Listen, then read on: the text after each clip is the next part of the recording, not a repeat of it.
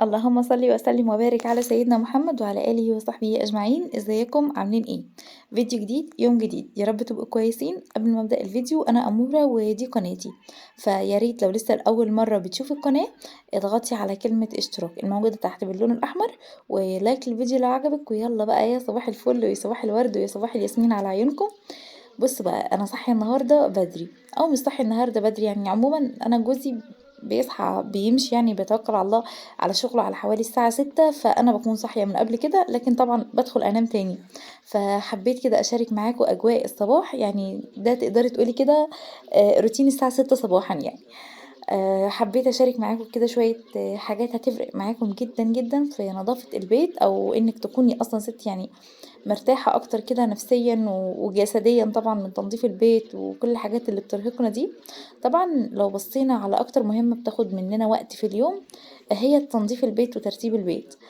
طبعا العناية بالأولاد دي حاجة، تنظيف الغدا ده حاجة تانية، لكن نيجي على ترتيب البيت دي بتاخد مننا وقت كبير قوي وبتاخد مننا مجهود، ودايما كده شيء موترنا، وفي الاخر ممكن بعد ما توصلي لاخر اليوم تقولي تحسي ان انتي شغاله كانك في ساقيه. طب انا طول اليوم قاعده بروق وبرتب، هو ليه مش باين على البيت او البيت مش بيبان عليه النظافه؟ ده تقريبا لاننا كنا بننظف غلط، او يعني في حاجات بتسهل علينا اكتر. هشاركها طبعا معاكم النهارده. بس قبل ما ابدا كده بالروتين معاكم الصباحي، خلينا نتفق ان في روتين مسائي الاول كلنا المفروض ان احنا نمشي عليه بقدر المستطاع. اكيد يعني اكيد مش كل يوم كل يوم كل يوم انا قادره ان انا اعمل الحاجات اللي انا هقولك عليها دلوقتي ان احنا نعملها بالليل دي. طبعا في يوم انا تعبانه مرهقه حاسه ان انا محتاجه انام، فلا سوري، يعني هدخل انام ولا اي حاجه ولا كاني شايفه اي حاجه. صحتك دايما اهم من اي حاجه والله. مالكيش دعوه مثلا ان ابو فلانه دي بتعمل كذا او بتعمل كذا، طب انا ما عملتش. كل واحد ربنا مقدره على حياته، او كل واحد ربنا مقدره على شيلته زي ما بيقولوا. فدايما دايما انتي مش مقصرة، انتي بس كل الحكاية ان انتي مطحونة يعتبر، او انتي مش لاقية وقت لكل ده. لكن انتي كأم انتي مش مقصرة، كل الحكاية ان انتي بس مش ملاحقة، لكن انتي مش مقصرة. فاهدي كده على نفسك ورتبي امور حياتك واولويات حياتك، وسوري يعني ما تخليش حد يعيش الدور عليكي من حيث بقى حاجات كتير. فده اللي انا كنت عايزه اقوله لك بس في الاول، ان انتي والله مش مقصره، كل واحده فعلا مش مقصره، سواء اللي لسه ربنا ما رزقهاش باطفال او اللي ربنا رزقها باطفال، او يعني حالات كتير قوي، لكن يعني كل واحد اكيد برضو مش مقصر في حياته. المهم خلينا نتفق كده على الروتين المسائي. اول حاجه طبعا هتعمليها بالليل بعد الغدا بتاعك او بعد العشاء بتاعك، ان انتي تشطبي مواعينك دي على طول، سواء بقى عندك غساله اطباق هتحطيها في الغساله، ولكن يعني اعرفي كده او خليكي متيقنه ان انتي لما تعملي كده انتي بتكافئي نفسك مش بتعاقبيها مثلا. لا بالعكس، يعني انتي كده عشان تصحي الصبح وانتي كده مكافئه نفسك، فاهمه ان انتي تخلصي حاجاتك بالليل دي يعتبر مكافأة ليكي الصبح، تعرفي تستمتعي بالصبح بتاعك. تشربي بقى كوباية قهوة حلوة، أي حاجة اللي انت عايزاه. فلو غسلتي مواعينك مثلا واطباقك وحاجاتك قبل ما تنامي، انت كده خلاص، يعني الحوض عندك نظيف، بخاخ سريع عندك، وده هيبقى حاجة كده يعني ايه، حاجة سحرية كده هتساعدك في البيت في كل حاجة لو عملت لها بخاخ. يعني لو عملتي بخاخ كده سريع للرخامة، أنا عندي بخاخ سريع للرخامة فيه ديتول وشوية من المية وشوية من سائل غسيل الأطباق، حاجة بسيطة قوي كده، يعني ربع معلقة كده ولا نص معلقة يعني كده ولا حاجة. وإيه تاني؟ ومية، وحاجة تانية ومعلقة بس كده من الزيت، اي زيت بقى عندك ان شاء الله، حتى زيت ما زيت تموين اي حاجة. ولكن هيديكي لمعة حلوة جدا للرخامات.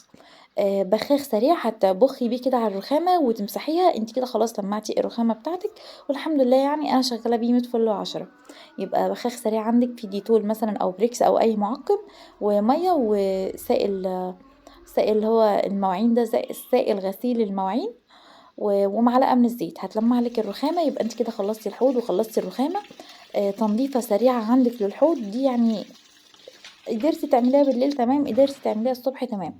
لو ربنا قدرك ولمعتي كده بس الخشب بتاع المطبخ او الدولاب بتاع المطبخ تمام، ما لمعتيهوش عادي، انا مش بلمعه كل يوم، يعني انا مش بقول لكم ان انا سوبر وومن بقى. مش بيتلمع كل يوم عادي يعني. طبعا غرفة الليفينج لو عندك بيبيهات صغيرة حاولي دايما ان انتي تعوديهم ان هما يلموا الالعاب اول باول، او لو عندك اطفال يعني في سن المذاكرة وكده بعد ما يخلصوا مذاكرة يلموا الكتب اول باول وشكرا، مش عايزين حاجة اكتر من كده. خلاص نصحى بقى الصبح يا صباح الخير ويا صباح الفل، اول حاجة بحب اعملها ان انا بهوي الشقة كلها ساعة او ساعتين كده والشمس تكون حلوة. بتفرق معايا جدا وبتدي طاقة ايجابية للبيت كله. اول حاجة طبعا بعملها كماني بعد ما بهوي البيت بشغل دورة غسيل بحيث ان انا اخلص اللي ورايا تكون الغسيل بتاعي الدورة بتاعة الغسيل خلصت، واحيانا بنقعها شوية دورة الغسيل كده تكون خلصت. بعد ما تخلصي بقى التنظيف بتاعك وكده يعني خلاص الغسيل هيكون خلص. هتاخديها تنشريها وتقعدي بقى ترتاحي تفطري تعملي اللي انت عايزاه.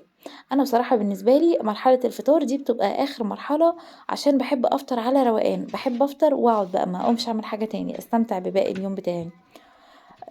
عندك بقى ايه تاني؟ خلينا نتفق ان احنا نتكلم على تنظيفة سريعة للبيت، اللي هي بتتكلم مثلا في حوالي 30 دقيقة 45 دقيقة يعني ساعة الا ربع. فانتي صاحية من بالليل الحمد لله مطبخك نضيف، يبقى حاجات الفطار مثلا لو فطرتي الاول بتتنجز معاكي يعني او كده. طبعا برضو خلينا متفقين ان بسكت القمامة اعزكم الله ما ينفعش ان هو ينام في البيت او يقعد في المطبخ يعني. حاولي دايما تحطيه قدام باب الشقة بالليل عشان طبعا الشياطين بقى والحاجات الوحشة دي كلها بتتعلق طبعا في القمامة، فاحنا عايزين ننام وبيتنا كويس. فدي احنا متعلماها من ماما دايما يعني الله يديها الصحة يا رب. ما ينفعش ننام وباسكت باسكت القمامة في البيت يعني، اي زبالة بتتحط بره اعزكم الله. خلينا بقى نتكلم على التنظيف السريع لغرف النوم. اي بيت او اي غرف نوم يعني ما فيهاش حاجة بتهيألي غير سراير وارض ودولاب وتسريحة مثلا. تمام.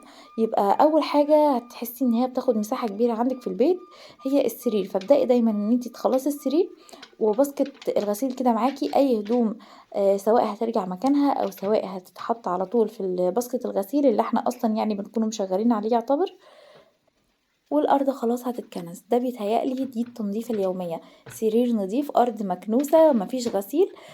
عايزة بقى تلمعي مرايات مثلا أو أخشاب وكده، دي بصراحة أنا بخليها في التنظيف الأسبوعي أو مرتين في الأسبوع، مرايات بخشب بقى معاكي تنظيف سريع كده. أعزكم الله طبعا الحمام أو التويليت يعني. حاجتين اللي بتتعمل يوميا بصراحة بالنسبة لي هي الحوض والتويليت بتاع الحمام. ممكن شطفة سريعة كده بس بالبخاخ اللي هو بتاع التويليت ده للأرضية وبس. ده التنظيف اللي هو اليومي، الحوض والقعدة وبس مفيش حاجة تاني. وممكن تسهلي على نفسك المهمة دي ان انت تخلي عندك بخاخ سريع كده او ازازة مثلا فيها خلطات تنظيف للتويلت وتبقى موجودة عندك على طول على الحوض، هتسهل معاكي اكتر طبعا وتشجعك على طول. اتبقى طبعا الليفينج واوضه الاطفال. اوضه الاطفال يعني انا بالنسبه لي طبعا اوضه الاطفال دايما نظيفه عشان الحمد لله يعني احنا لسه محدش بينام فيها، لسه ماسكه طبعا معايا. فطبعا انتي عندك اوضه الاطفال عندك اولاد مثلا سن مذاكره او كده، فاحنا متفقين ان احنا لمين الكتب والحاجات دي من بالليل. هات ترتيب سراير طبعا سريع. والارض هتتكنس، وبرده لو في غسيل هنحطه في باسكت الغسيل اللي ماشي معانا ده، وباسكت طبعا الالعاب اللي ماشي معانا برضه عشان هتفضلي دايما تلمي العاب كده من كل مكان. اخر حاجه بقى عايزه اقولها لك، حاولي دايما ان انت تحددي وقت لكل غرفه. ما تسيبيش نفسك كده مفتوحه كده طول اليوم، اروق بقى اي وقت. وطبعا اوصيكي طبعا وبشده ان انت تشغلي اذكار الصباح معاكي كده الصبح، هتحسي بطاقه ايجابيه جميله جدا. واخر نصيحه طبعا هي نصيحه فلاي ليدي، لو مش عارفينها هنتكلم عنها في فيديو تاني يعني بطريقه مستفاضه شويه، ولكن انك لازم تكوني لابسه كويس وانتي بتنضفي، ما تبقيش شبه سوري الخدامين كده. مع احترامي طبعا ليهم والله. يعني يفضل طبعا قبل ما تبدأي التنظيف والحاجات دي ان انتي تلبسي كويس تسرحي شعرك، حطي رشة برفان كده رشة خفيفة. اي بقى سكين كير خاص بيكي الصبح كده سريعا سريعا اللي هو ما ياخدش مننا دقيقتين اتنين بالظبط. وبس اخر حاجة طبعا بخرت الشقة واستودعكم في رعاية الله. اتمنى ان انا اكون ضيفة خفيفة على قلوبكم، ويا ريت بقى يا جماعة تشجعوني بلايك واشتراك للقناة، واستودعكم في رعاية الله.